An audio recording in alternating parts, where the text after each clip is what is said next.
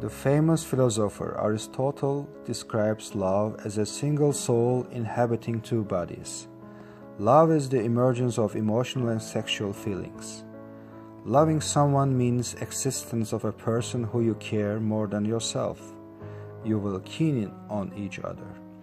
If everything works out correctly, you might want to be together all the time. Some days you may spend lots of your time thinking about your loved one. You may even love her or him so much that you can't even imagine a life without your lover. So here is the huge question. Does anyone want to be involved in a romantic relationship with such a huge love? If yes, is it good for our soul? Does the impact of love on humankind positive or negative? This is an open question which needs to be answered. By the time when humans were questioning the effect of love on human being, the goddess of love and beauty decided to find an answer. So she organized a dinner.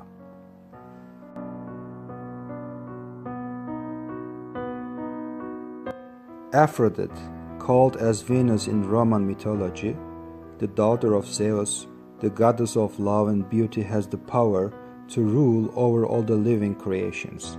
She protects all those who is on her side and recognizes her authority. On the other hand, she punishes those who neglect her worship or despise her power. Therefore, during the dinner she had to be sitting in the middle of the table, middle of everyone who were affected from their love in different ways. She was the moderator of the dinner. Her first guest was Eros. Eros is described as a son of Aphrodite. He ensures love to find its way in the hearts of man and woman by using bow and arrow. He is represented with golden wings and covered eyes. He is also represented as a blind bird, fluttering above somebody while targeting him or her, make him or her fall in love with the first person they see. He has the power to control love over all the living creations, similar to Aphrodite. That's why he must be placed near Aphrodite in the table. Eros claims the effect of love on humankind is positive. He even believes loving someone will heal your soul. Aphrodite asked Eros to invite people whose love stories support his argument about love. He invited two couples who waited for long years in order to be together with their loves. These couples are sitting next to him at the dinner. Dante and Beatrice. Dante is an Italian poet in the Middle Ages. He met his great love Beatrice when he was 9 years old. Apparently it was love at first sight. Although the couple has met only 4 times, Dante had a great love for Beatrice. Later, he married another woman, but he couldn't forget Beatrice. After he heard about her death, he was very upset and tried to find strength with literature and philosophy. In this way, he created his major work, the Divine Comedy. It tells about the story of Dante, who reached Beatrice in heaven after his journey through hell and purgatory. By the time he met her in heaven, his soul was purified, therefore he found the eternal happiness. Although Dante's love to Beatrice is platonic in real life, he made it real in fiction. He didn't let his love go.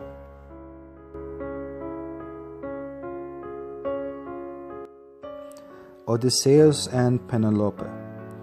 The Odysseus is an epic poem written by Homer. It explains the adventures of Odysseus, who is far away from his home for 20 years. He usually thinks of getting back home to his wife Penelope. They were in a great love. In one of the letters she writes Odysseus, "I'm yours, I will always be." For all those years Odysseus was absent, Penelope never lost her hope. At the end, They come together after all those years full of sadness and difficulty, and they became very happy. The love of both couples proved the positive impact of love on people's lives, even though they had to face hard times. Eros also invited one couple. This couple does not prefer to fight for their lovers and lived miserable lives. They were sitting on the side of Eros. Ophelia and Hamlet. Hamlet was written by William Shakespeare. It tells a tragic story of a prince whose uncle murdered his father and married directly after his mother. Hamlet is an unstable character. He lost his faith in women because of her mom's behavior. Ophelia and Hamlet were lovers. The story tells that both Ophelia and Hamlet betrayed each other because they were manipulated. They both turned into mad people and died. Imagine the life that might have occurred if they chose each other and ran away from the castle. Love had given them a great life with happiness, but instead they died at the end. What a misery. Then Aphrodite decided to invite Epicurus. Epicurus believes loving someone will bring you non-satisfaction and it will hurt you. Epicurus represents the negative side of love. Epicurus. Epicurus was an ancient Greek philosopher. According to his philosophy, Epicureanism, life must be lived without pain and the people must avoid everything which may restrain their pleasure. Love is the combination of friendship and sexual intercourse.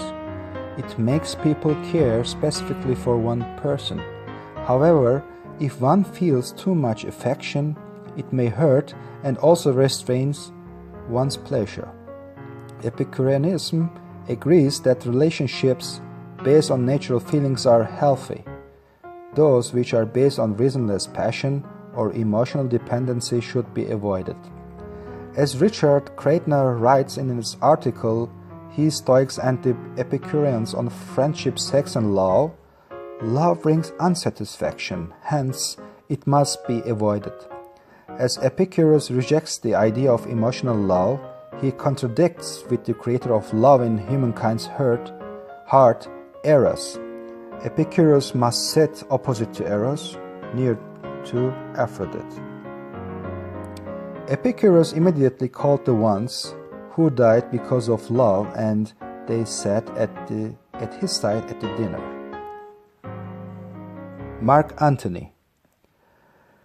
Mark Antony was a loyal general of Julius Caesar.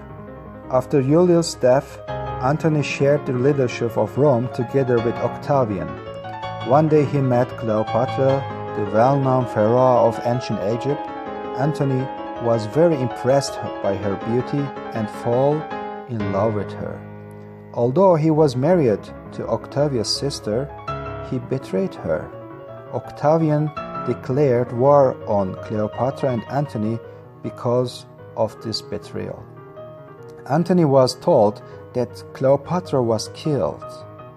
He loved Cleopatra so much that he couldn't even stand her death and took his own life.